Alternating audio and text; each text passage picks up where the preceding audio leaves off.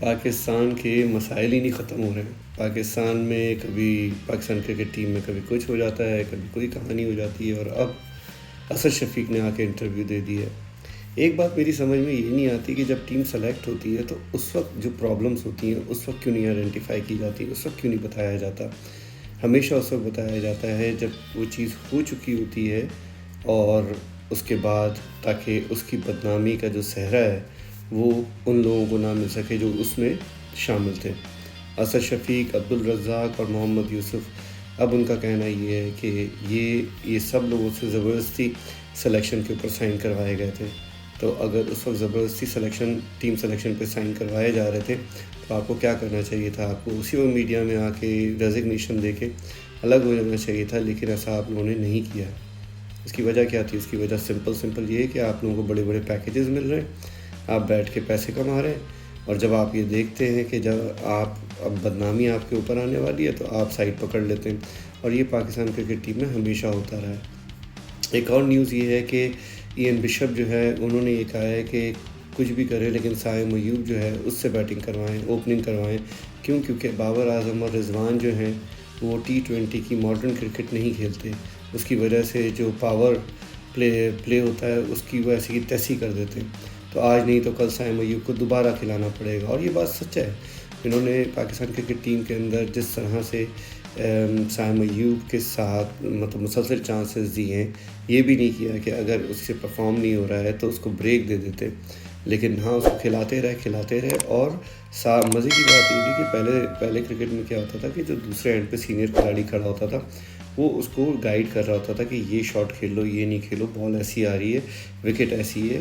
Experience player کا کام یہ ہوتا تھا. لیکن ہمارے پاس پاکستان میں کوئی ایکسپیرینس پلیئر ہی نہیں ہے. اگر آپ بابر اعظم کو کنگ بابر اعظم کہتے ہیں تو آپ اس کی اننگ اٹھا کے دیکھ لیجئے کتنی اننگز ہیں جو کہ میچ وننگ کی اننگ ہے. ایسا کچھ بھی نہیں ہے. وہ اپنے رنز کرتے ہیں. رضوان کا بھی یہی حال ہے، رنز کرتے نکل جاتے ہیں. اسی لیے ان کے جو کیریئر کا جو سٹیٹس ہے وہ بہترین ہے. لیکن انہی کے دور کے اندر پاکستان کی جو کیریئر ہے وہ بالکل کیریئر کی ایسی کی تیسی کر دی ہے پاکستان کرکٹ کی. اور پاکستان کرکٹ جو ہے وہ زیادہ سے زیادہ جو میچز ہاری ہے وہ بڑی ٹیموں کے خلاف وہ انہی کے دور میں ہاری ہے. تو میرا خیال ہے کہ ان کو ضرورت اس بات کی ہونی چاہیے کہ یہ میرٹ کے اوپر پلیئرز کو چانس دیں. اگر کوئی پلیئر پرفارم نہیں کرتا ہے تو اس کو آپ بٹھا دیں اور کسی اور کو چانس دیں. جیسے محمد عثمان اگر سائم ایوب سے رنز نہیں ہو رہے تھے، محمد عثمان کو چانس دیتے. ایک کمپیٹیٹیو انوائرمنٹ کریٹ کریں. رضوان سے رنز نہیں ہو رہے ہیں، رضوان آڑے ترچھے شاٹ کھیلے جا رہا ہے اور رسکی شاٹ کھیل رہا ہے وہ، جس میں وہ کبھی بھی آؤٹ ہو سکتا ہے. تو آپ اس کو بٹھا دیجئے. 3 وکٹ کیپر کھلانے کا کوئی کیا فائدہ؟ آپ 1 وکٹ کیپر بیٹسمین کھلائیے، آپ کو ضرورت ہی نہیں ہے 3 کو کھلانے کی.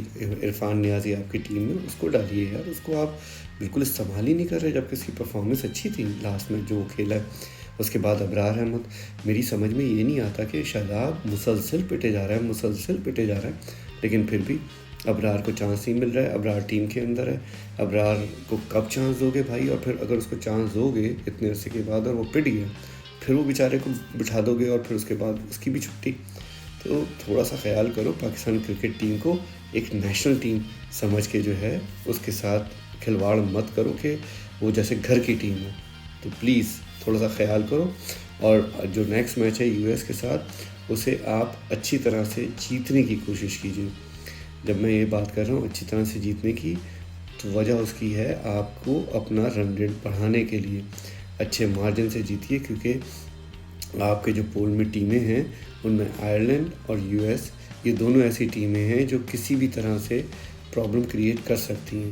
تو تھوڑا سا خیال کیجئے، تھوڑی سی اچھی کرکٹ کھیلیے، اور جو پرفارم نہیں کر رہا ہے اس کو بٹھا کے جو دوسرا بیٹھا ہوا ہے اس کو آپ چانس دیجئے. Thank you.